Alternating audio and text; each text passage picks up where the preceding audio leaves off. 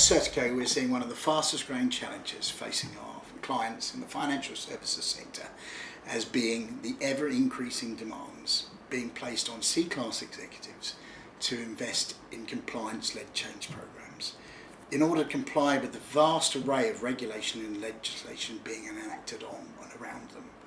There are essentially now four main business drivers for change.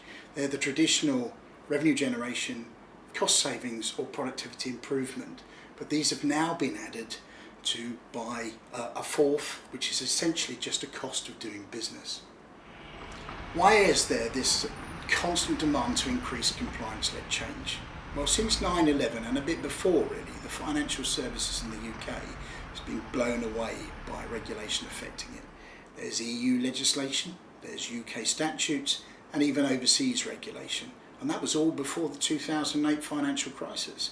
In addition, there is now the fallout from the Vickers report and the inevitable impact of the Levinson-style judicial review being planned for the UK banking sector.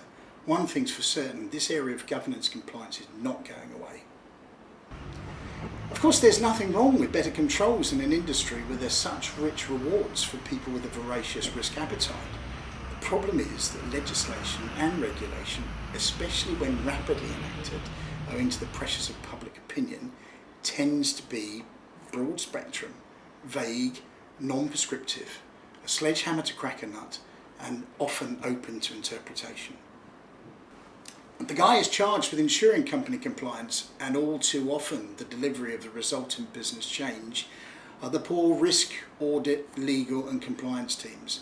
These people tend to be naturally quite conservative with a small c, and they face not only an uphill struggle to stay on top of changing legislation, but a constant battle with their CEOs for funding of work that doesn't add to their bottom line.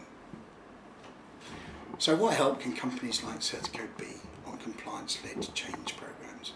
Well, it's difficult to help compliance officers to define the scope of regulation, and it's difficult to help CEOs agree what investment levels are appropriate for their business. But as business delivery experts, we can take the headache away of actually implementing change. We can take it away from the compliance and legal teams. We can work alongside them as subject matter experts and business change sponsors, but actually own the implementation for them. By giving delivery responsibility to delivery experts, the disruption to expert treasury, finance, risk, legal and compliance functions is minimised. That allows them to do their day job, which is wrestling with the vagaries of interpreting legislation and persuading CEOs to invest properly in